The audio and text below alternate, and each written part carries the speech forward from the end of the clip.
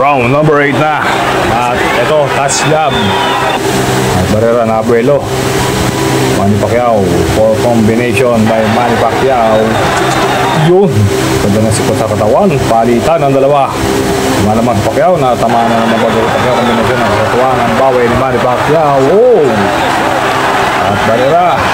Hindi nalalamog dito pero nalaban ang isang babyface assassin kahit na pagtatama na naman. Sumasagot na dali sa red corner.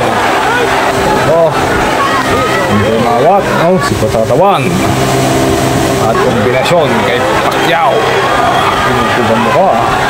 Oh, yogi si Barrera.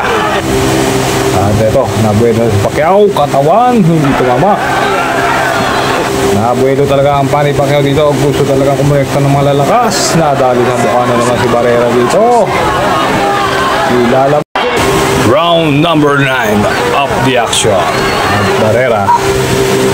Yun, sa pula naman. Pero may bawi din to si Barrera to. Malakas-lakas ang bawi doon ni Barrera.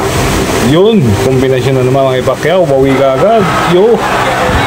Nadali na naman sa corner. Ito. Barrera, hindi natin lang mukha. Matibay, malakas. Matapang lang talaga si Marco Antonio Barrera. Pacquiao sa katawan na naman ang punteriya. Nakasinto.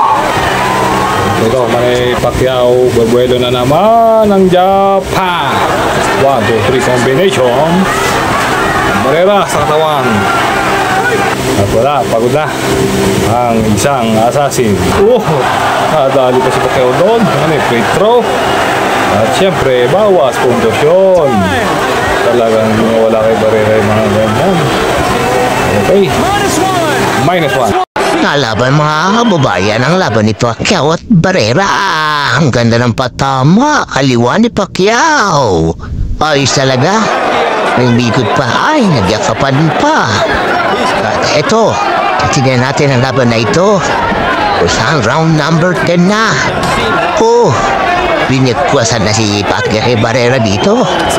Napatalikod na lang at malapit daw. Yun na naman ang body shot si Nick Watt. At ito sa slow mo makita natin nakaliwa kagad dito si Barrera. At ito si Pacquiao, buwelo. Makikita na ang punches na naman. Sa pula naman nasin dito. Round number 10. Iwas-iwas si Barrera at titignan ang koneksyon.